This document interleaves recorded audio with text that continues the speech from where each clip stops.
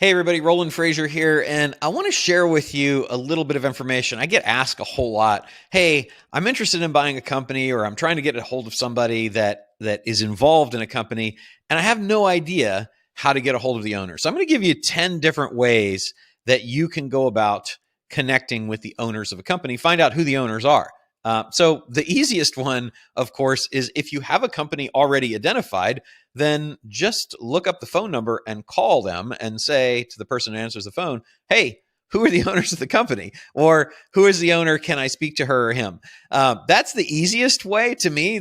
No research really in depth required. There are a whole bunch of other ways that you can do it as well, though. So one of the easiest would be, and this would be number 2, would be to go to secstates.com. That's secstates.com.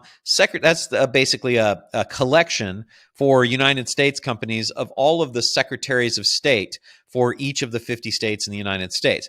Now, the Secretary of State is the government office in the United States where you file to form a corporation. So we have 50 of those because there's 50 states, and each of them is listed on the secstates.com site. And you can go there and then click on the Secretary of State site.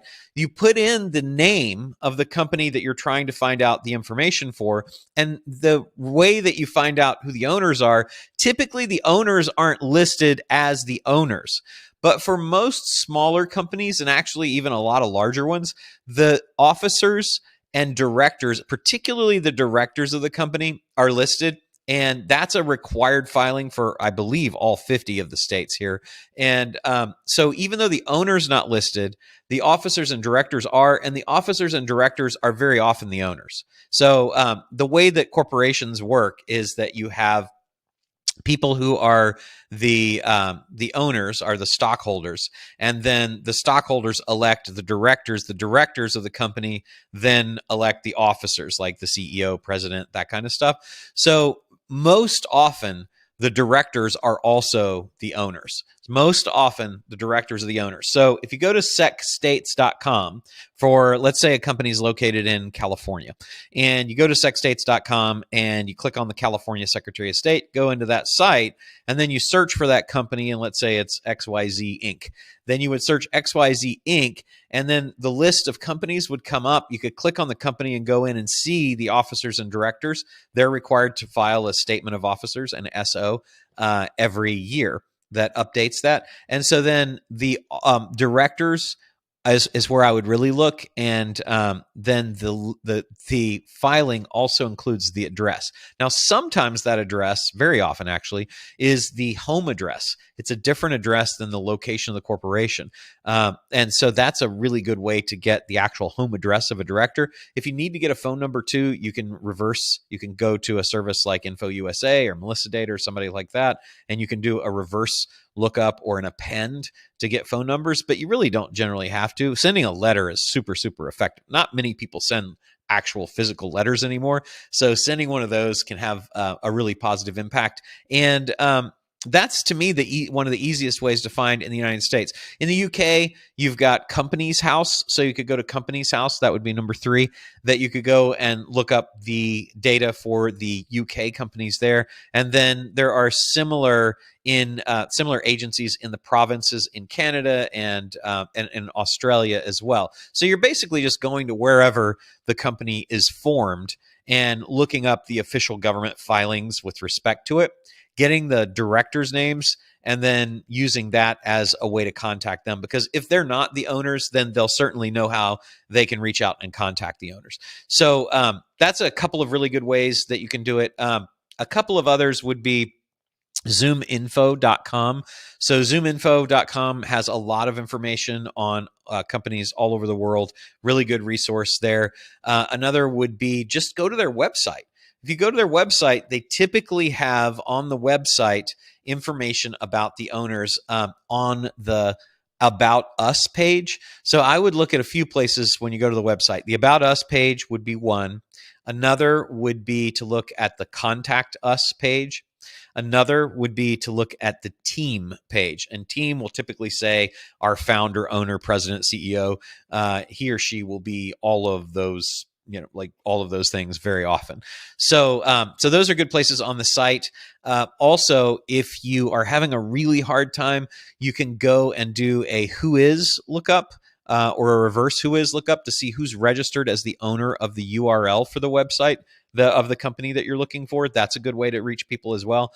Another one would be go down to the very, very bottom of the page, scroll all the way down on the homepage of the website, and typically you'll see that there's a terms of service page, and click on the terms of service, and it'll very often list a person or another company that's the owner of this site in that information, and that can then be used to find the people. Very often the owner's email is in there. Also, if there's a site administrator, that would be another. The privacy terms and policies as well, another good place to look. So lots and lots of good places there. If you're having a hard time, you can also go to a paid service like DNB. That's DNB.com and look up companies there. Hoovers is another source, and Hoovers and DNB are together, but they also have a little bit different database. You can Google the business license. So basically the city and state, or the state or province or country, depending on where you are, and license or business license, and then the name of the company will frequently pull up a department that has business licenses where the company is required to file to do business. And if so, then they'll typically have the names of the owners there, because the owners are usually the people that are doing these things. Sometimes it'll be an attorney or a registered agent or somebody like that. And if it is, then that person will typically know how to get a hold of the owner. So even if you can't reach them directly, that's a good way too. If the person who answers the phone, if you're calling to try to find out who owns a company and just asking there, if they don't know, then ask for the president or the manager, and then the manager can very often get you connected. I think those are the best ways. Occupancy permits would be another. You can Google occupancy permit for the name of the company and the city, state, territory, province, etc. Those are all different ways that you can reach out. And the goal here is that we're trying to figure out if we've identified a company that we want to get in touch with, and that's either something that we're doing so that we can try to cut a deal for some sort of consulting for equity, or maybe it's because we're trying to acquire the company or acquire an interest in it, or even if it's just to do a strategic alliance or a joint venture or something like that. You've got to get to the decision maker.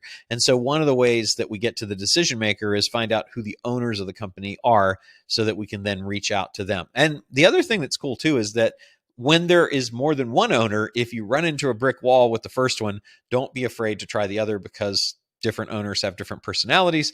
You may resonate with one, you may clash with another. The one might have a bad day the day you talk to them. You don't want to bug them again. You have another person you can reach out to. So that's how we go about reaching out to the owners.